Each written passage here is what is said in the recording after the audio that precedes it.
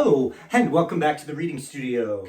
I'm Mr. LP, your read aloud specialist, and for the last day or so I've been reading about the Atlantic or whales or the ocean as a theme, and today I've got Katie K. Whale. It's a whale story about an orca who got lost from its pod.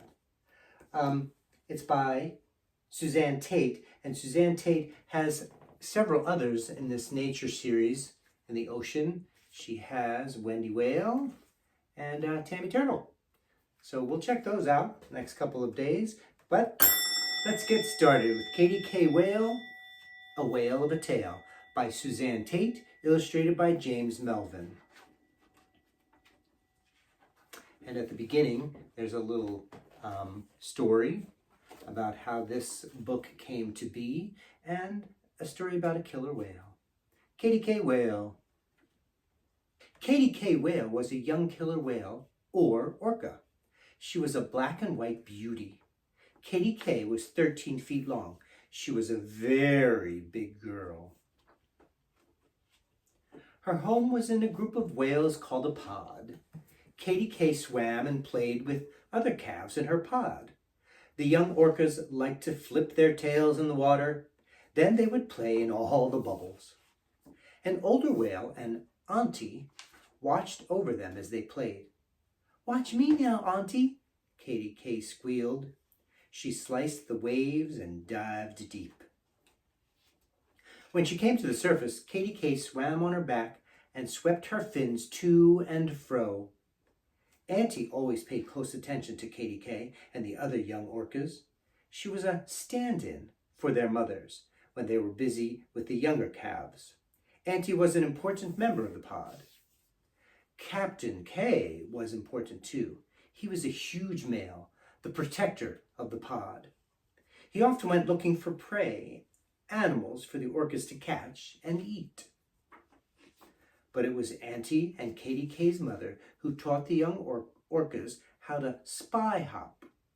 When the whales went spy hopping, they all stuck their heads upright above the water. They looked for prey that way. Auntie also taught the young orcas to swim fast when they were hunting. When the black and white whales all swam together, they looked just like a school of fish. A seal or other mammal didn't even notice them until it was too late. Sometimes the whales squeaked and squealed and slapped their bodies in the water. It scared fish toward the shore, where they could catch them easily. The orcas were good hunters all of the time. Katie K. loved to hunt with her pod mates. She thought that it was great fun. But Katie K. wondered what she might find if she swam away by herself. One day, she was daydreaming and lagged behind the pod. Her pod mates swam far away out of her sight. Suddenly, Katie K. was all alone. "Now what am I going to do?" she said out loud. But no one was there to answer her. "Well, I'd better look for some food," she thought as night began to fall. That night, Katie K. caught enough fish and small mammals to satisfy her hunger. But she didn't have much fun hunting alone. When the sun came up, Katie K. was feeling lonely. "I really miss my auntie and my podmates," she thought. Then she heard thump, thump. Katie K. looked around and saw what she thought was a big whale. But the sound was coming from a black and white ferry boat. Katie K. was drawn to it like a magnet. "I found a new friend," she thought. And she swam near the black and white boat. Gently she rubbed and bumped its steel side. The boat's propellers kicked up a white foam. Katie K. dived deep under the foam. Then she came to the surface with a big splash. On the ferry, the passengers were excited. They were surprised to see a whale right beside the boat. Katie K. opened her mouth and looked up at them. They were thrilled to see her big mouth with rows of sharp teeth. "What a whale of a tale this is," everyone said. And the news did spread everywhere. Large crowds of humans came to ride the ferry and watch Katie K.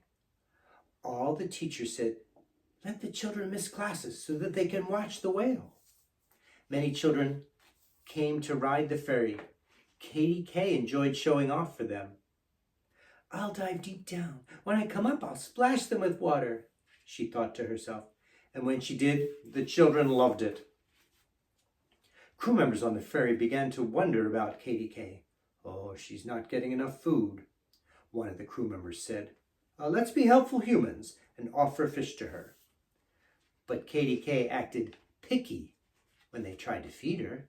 She wouldn't eat any of their fish.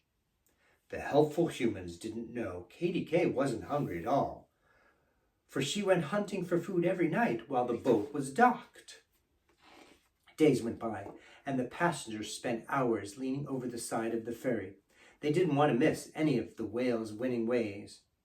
But after a while, everyone was having fun, except Katie Kay. That cold steel boat was never going to warm up to her. "This big creature's not friendly at all. I think he's very strange," she thought. Just then Katie Kay saw Captain Kay swimming nearby. "Oh, how silly I've been," she said to him. Captain Kay was kind. "Auntie and your mother are worried about you," he said, "and everyone misses you at home in the pod.